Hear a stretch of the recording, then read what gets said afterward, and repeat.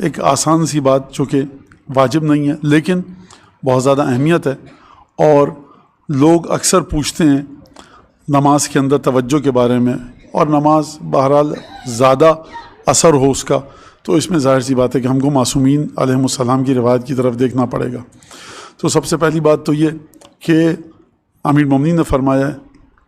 کہ تمہاری زندگی کی ہر چیز تمہاری نماز کے تابع ہے، اور نماز کس کے تابع ہے؟ ظاہر سی بات ہے کہ اس روح کے تابع، اس دل کے، اس عقل کے، اس نفس کے کہ جو اس نماز کو ادا کر رہا ہے۔ میں نے پورا دن کیسے گزارا تو مغرب عشاء کی نماز میں اس کا اثر پتہ چلے گا، میں نے مغرب عشاء کے بعد کا وقت کیسے گزارا صبح کی نماز میں پتہ چلے گا۔ یعنی انسان اگر پورے دن اپنی حفاظت کرے تو اس کا اثر نماز میں معصومین کے اس ارشاد کے مطابق پتہ چلتا ہے۔ اور رسالۃ الحقوق حضرت سید ساجدین علیہ السلام کا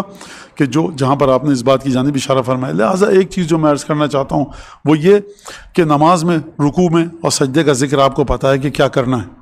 ایک تو ٹھہر کر سکون کے ساتھ کیجیے، کیونکہ بعض دفعہ نماز باطل ہو سکتی ہے، اور بعض دفعہ پسند نہیں کیا گیا احادیث میں اس بات کو کہ جلدی جلدی انسان نماز پڑھے۔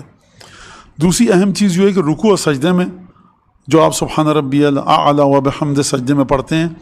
یا رکوع میں سبحان ربی العظیم و بحمدہ، اس میں دو چیزوں کا خیال رکھیے، بلکہ ایک چیز کہنا چاہیے، سبحان ربی العظیم و بحمدہ نہیں ہے، دال کے بعد ایک ہے جس کی ہلکی سی آواز نکالنی ہے۔ اگر کسی کے لیے مشکل ہے تو وہ سبحان اللہ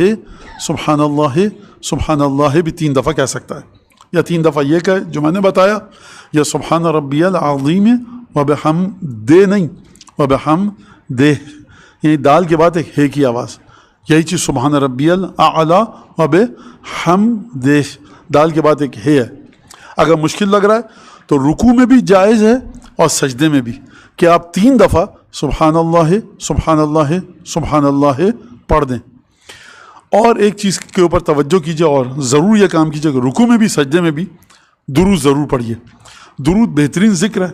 جو اس کی فضیلتیں، پھر وہ نماز میں درود پڑھنا، وہ بھی سجدے کی حالت میں، تو یقین کہ جس کی اتنی حیثیت ہے نماز کے علاوہ اور عام حالات میں پڑھنے میں، تو نماز میں، جبکہ علماء نے لکھا بھی ہے، فتویٰ بھی دیا استحباب کا،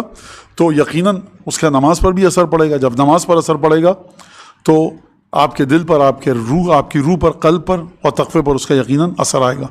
تو لہٰذا وہ نماز جس میں سبحان ربی الاعلی و بحمدہ ہی پڑھا جائے بغیر صلوات کے،